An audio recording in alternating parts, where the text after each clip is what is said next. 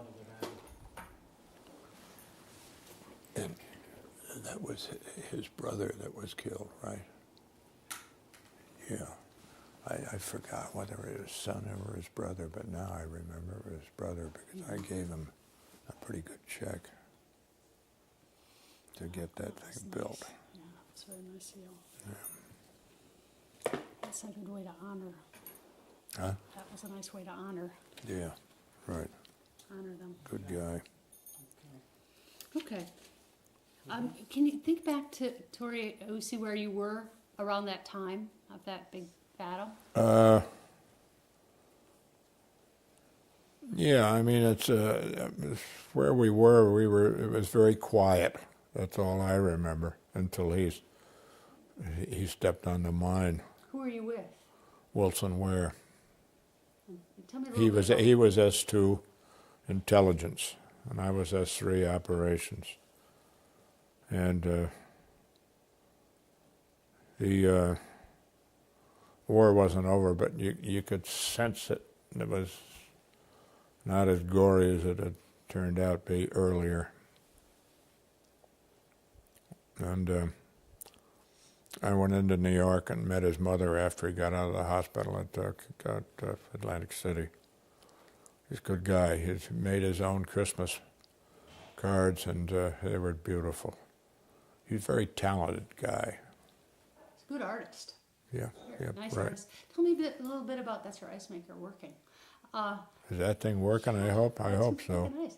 Tell me a little bit about what happened that day before he stepped on the shoe mic. What were you out doing, and what were you doing? We were doing nothing. We were followed to up because we knew we were leaving the Apennines, and we were going to be shortly into the Po Valley.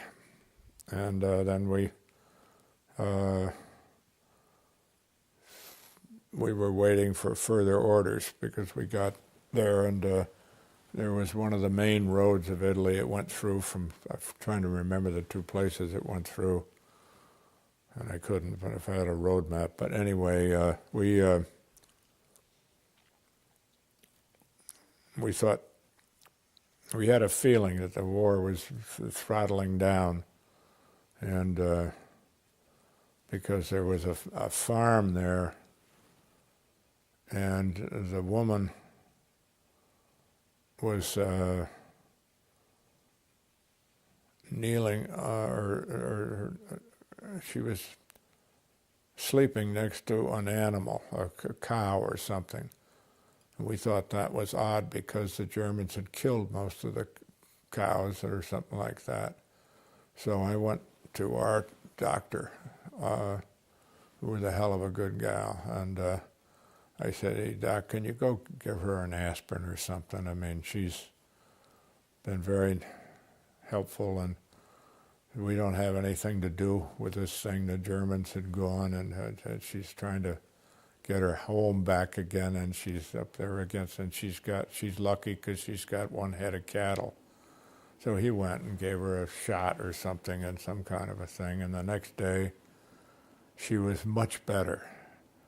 And we had a guy in our unit that spoke Italian, and she said she thanks you very much, but you've got to now, she's giving you this cigar, and you would be hurting her feelings if you didn't put the cigar. I said I wouldn't put that cigar in my mouth if it was something. You get her hell out of this and tell her that I'm saving it to get back to the United States. And he said, well, God, I wouldn't have touched that cigar. You ever seen the cigarettes? I have nothing against Italian cigars or something, but they're not for me. I didn't smoke. And anyway, it's all things like that. God. Did you make it through the war without a scratch? Yeah. I would guess so.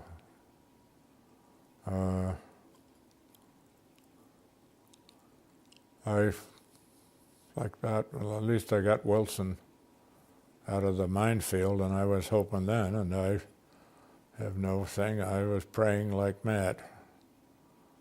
Just let me get to an aid station. And I got to an aid station. It's How did you just get Wilson something. out of there? Huh? How did you get Wilson out of the minefield? I was How what? did you get Wilson out? Backing up. I knew we were in a mine thing. And if I went forward, there's probably more of these things, but at least we got this far with only one. So I backed up. And I had him, so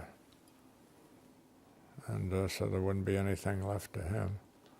And they took good care of him at the aid station, and as I told you today, I mean, I saw him at the hotel down there at Atlantic City where they had amputees. And like he said, Bob, I knew you'd come, and great guy. I wish he was still with us, because he was such a nice guy to be with, and we'd worked together for Hank for so long together. He's something. Do you remember going into Verona? No, Don't remember that. How about we were close to it. That's in Austria, isn't it? Verona or Italy? yeah, it's in Italy. It would have been about May 2nd, somewhere right around there. No. Verona. Tell me just a little bit about what you were doing up along the Yugoslavian border after the war was over. Can you remember being up to Cave de Prel? We climbed some kind of a mountain. I forget what the hell it was. The war was over as far as we were concerned. Mm-hmm. And it was, I'm trying to remember what it was, but 4 of us went up to this thing, and we didn't get to the top of it, and I'm trying to remember the name of it now, but... Like the Gross... What? The Grossglockner? The glacier? Yeah, or something like that. We're up there, and Do you remember why the 10th was stationed up along that border? what? Do you remember why the 10th was stationed? No, I would have no idea. Did you I know, don't think anybody else would either. Did you know at that time that you were holding the border so that Tito's troops wouldn't move westward and grab territory? We had something like that, but they didn't. They were, as far as I remember, and I can't guarantee anything like that, they didn't have enough people to budge us. And also, we also had some guys. We've had most of the wells to get water in we had in our place. And those guys tried to get one well or something. I don't remember who it was or where it was, but whoever we had there, and that I don't remember, shot him. But he was one of the ones from Yugoslavia or something like that. He was after water or something. Could you tell that it was a pretty tense time between the Yugoslavian army and the 10th? Well, I don't remember it as being tense. I mean, we had quite a bit of firepower over there, and I'm not sure what they had, but I don't recall it as a threat. Maybe it was, I don't know. Do you have any recollection of being around Nago when an airplane came through? Being where? Nago? I Near don't Nago, remember, no. outside of Arco, when a plane came through and dropped a bomb? No, I don't know. I'm not familiar with that at all. Can you think about how being in the 10th Mountain Division shaped your life? How what? How did being in the 10th Mountain Division shape your life?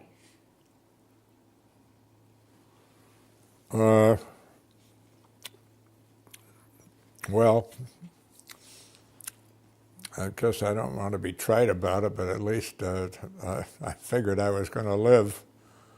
And there were times when you wondered, and I guess that's not a very good answer, but truthful. I was glad to get out. How would you describe the spirit of the 10th? It was always good. Everybody I knew in there, they were alert and something like that, and they weren't just gung-ho, but they were good, solid guys. What does it mean to you to be a 10th Mountain guy? Well, they're getting a lot of good publicity now. And, but it's, I don't know, because when you look in the papers now and you see, and for the last, on this Iraq thing, I'd like to get the hell out of Iraq. That's the way I feel. Because every day there's, I don't know whether it's 5 guys or 15, or somebody blowing up a car with with bombs in it. I mean, every day, I mean, some wife is losing a husband, or some mother is losing her, and father are losing a son. And I don't know what the hell I would do if I were president, but the point is, I think he's trying to be reasonable and all that, but I just would like to pull out of Iraq. There's got to be other ways to get oil somewhere rather than going back there.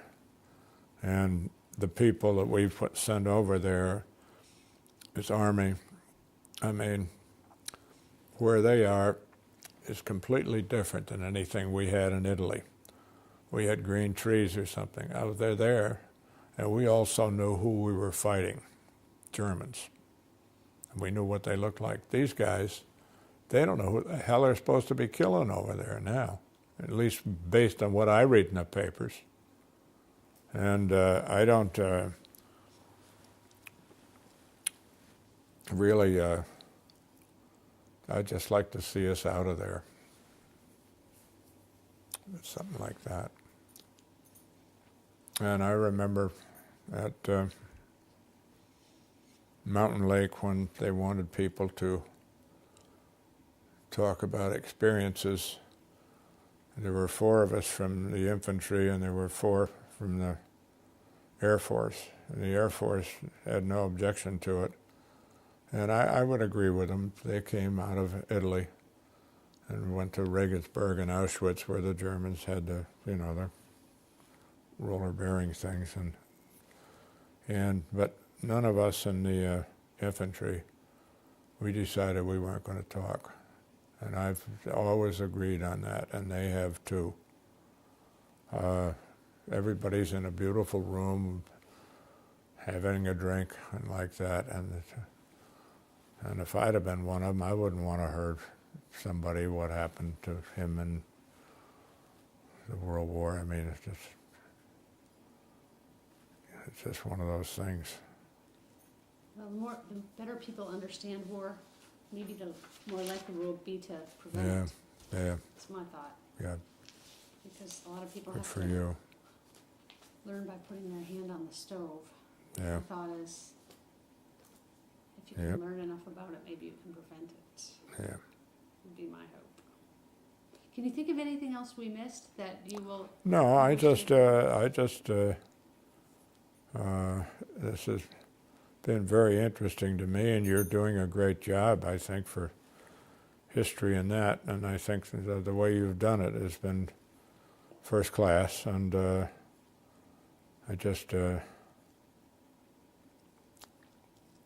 then I'll be glad to hear the tape and something like that. And I just hope it's okay and all that. And but the one thing that I would laugh at, I feel that I was very lucky to be alive, and I mean that. And there are a lot of people in the tent that I miss that are gone, and that's why I was glad to show you that thing from the letter I got from Sigmund. He's a great guy, There were a lot of great guys there, and those are the ones that I remember.